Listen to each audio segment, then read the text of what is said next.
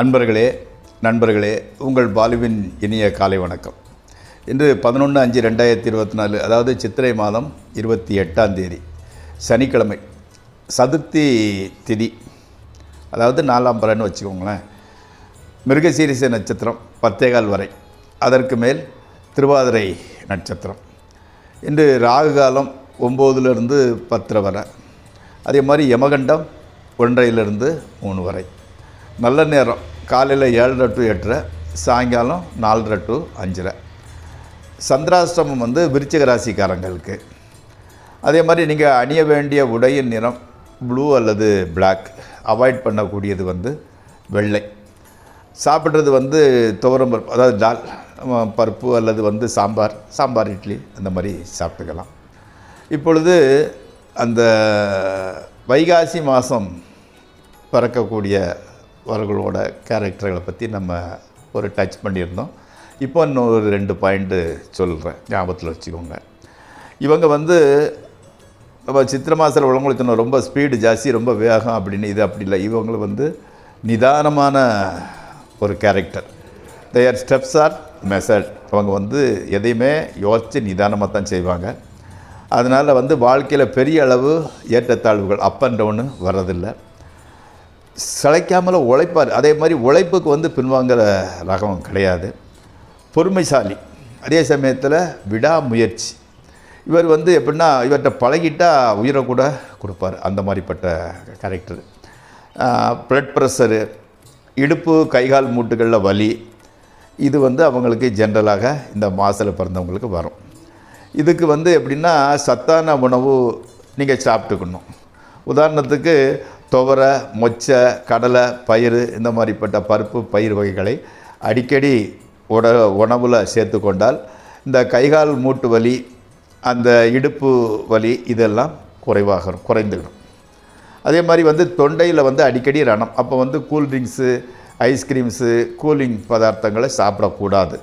பல்வலி, கழுத்தில் கட்டி, கண் பார்வையில் அவ்வப்போது போகலாறு, இந்த மாதிரிப்பட்ட நோய்கள் தான் வரும். அதனால் நீங்கள் உஷாராக இருந்துக்கிடுங்க. சத்தான உணவுகளை சாப்பிட்டு கொள்ளுங்கள். இப்போது 12 ராசி பலன் நிகழ்ச்சிகளுக்குள் செல்வோம். இந்த நிகழ்ச்சி உங்களால் ரசிக்கப்பட்டால் அதை சப்ஸ்கிரைப் செய்யுங்கள், நண்பர்களுடன் பகிர்ந்து கொள்ளுங்கள். நிகழ்ச்சிக்குள் செல்வோம்.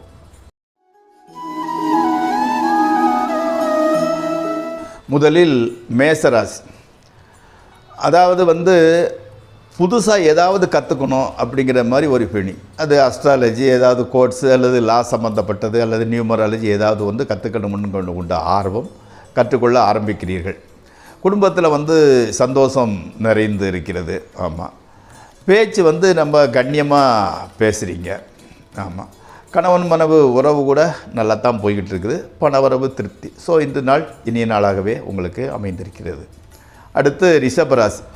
குடும்பத்தில் ஒரு சுகமான சூழ்நிலை தான் இருந்துக்கிட்டு இருக்குது. உடல் ஹெல்த்து கூட ஓகே. புதிய முயற்சியில் ஈடுபடுறீங்க. ஏதோ பண்ணிவிட்டு இப்போ வேறு ஒரு முயற்சியில் ஈடுபட்டுக்கிட்டு இருக்கிறீங்க. குழந்தைகள் பிரயாணம் போக வேண்டிய ஒரு சூழ்நிலை வந்துக்கிட்டு இருக்குது. நீங்கள் சிறு சிறு பிரயாணம் போய்கிட்டே இருக்கிறீங்க இல்லையா? அதனால் உடம்பு சோர்வடைது மட்டும் இல்லாமல் மனசையும் ஒரு சலிப்படைய வைக்கிறது. பணவரவு ஓகே, பரவாயில்லாமல் இருந்துக்கிட்டு இருக்குது. அடுத்து மிதுன ராசி.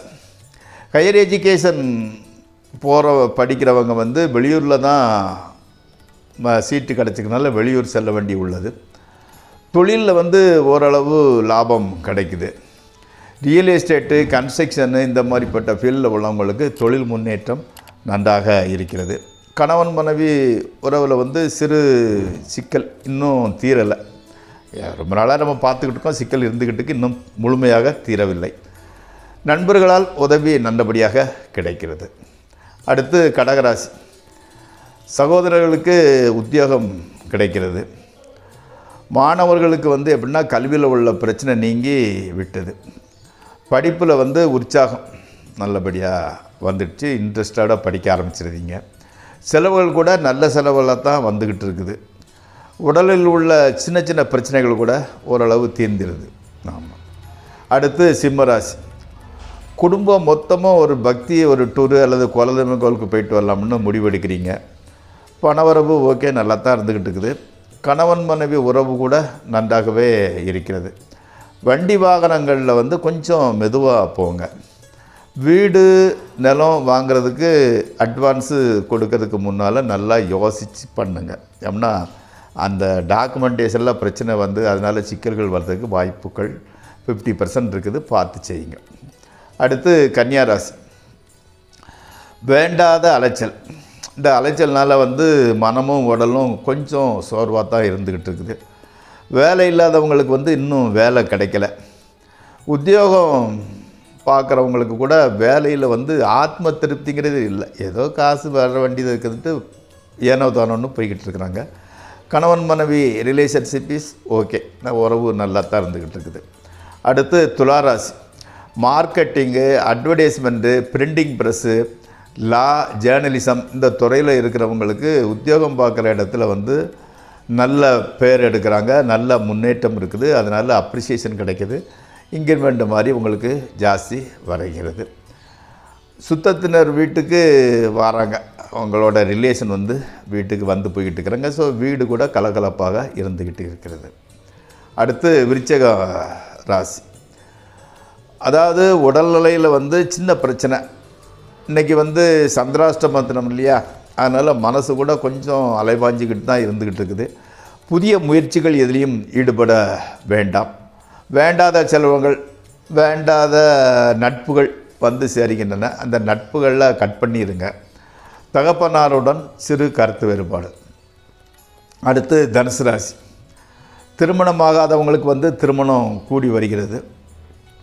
திருமணம் பெண்ணிடம் பேசுகிறீங்க, அதாவது ஃபோன்லேயோ நேர்லையோ அந்த வரக்கூடிய மணப்பெண்கிட்ட பேசுகிறீங்க. திருமணமானவர்களுக்கு குழந்தை பாக்கியம் உண்டாகிறது.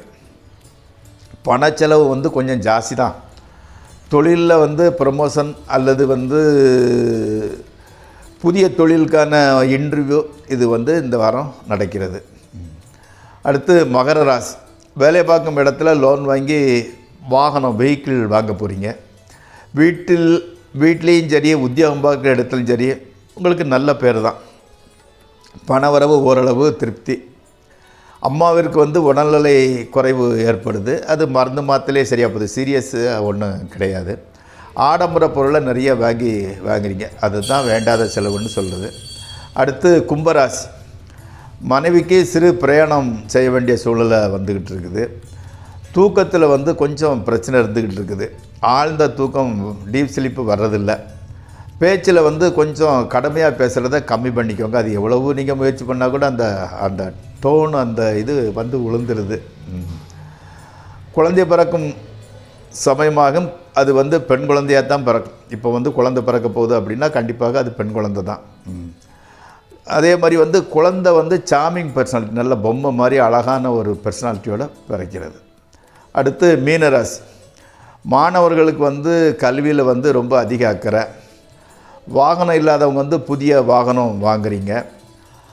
மனம் வந்து பாசிட்டிவாக தான் சிந்தனை பண்ணிக்கிட்டு இருக்கு, ஒரு பிரச்சனையும் கிடையாது. அம்மாவின் பேச்சு வந்து உங்களுக்கு ஆறுதலை கொடுக்கிறது. பணவரவு கூட ஓகே. கணவன் மனைவி உறவு கூட நல்லா தான் இருந்துக்கிட்டு இருக்கு. குடும்பத்தில் மகன் அல்லது மகள் திருமண முயற்சியில் ஈடுபடுறீங்க. அது தடங்களாகிட்டே போகிறது, வரன் வந்து கொண்டு இருக்கிறது. இத்துடன் இன்றைய ராசிபலன் நிகழ்ச்சி நிறைவேறுகிறது. நாளை மீண்டும் சந்திப்போம். உங்கள் பாலு.